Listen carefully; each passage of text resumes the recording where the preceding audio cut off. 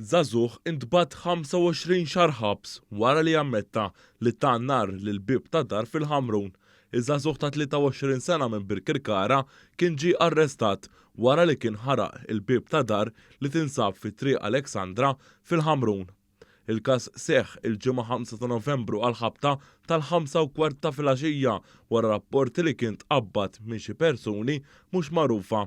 Dak il-ħin ħadd ma kien hemm fid-dar. Il-prosekuzzjoni qalet li l-ġuvni ġie arrestat wara li ġie identifikat minn filmati elevati minn kamras tas-sigurtà u ftit wara instab għaddej fil-Ħamrun.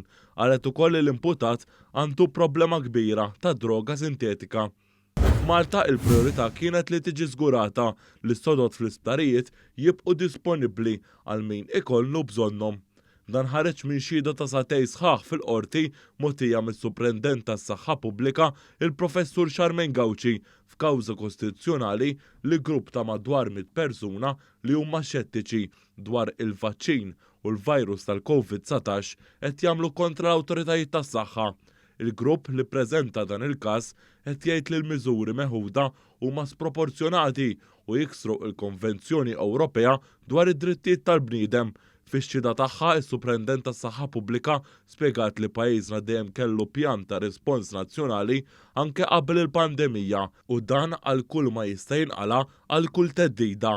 Hija semmit ukoll kif kull każ ta' COVID-19 kien jiġi investigat bl-istess importanza. Il-Professur Gauci xedet ukoll li l-vaċċin kien għodda importanti biex tiġi imrażna l-imxija tal-COVID-19 u issalvaw il-ħajjiet.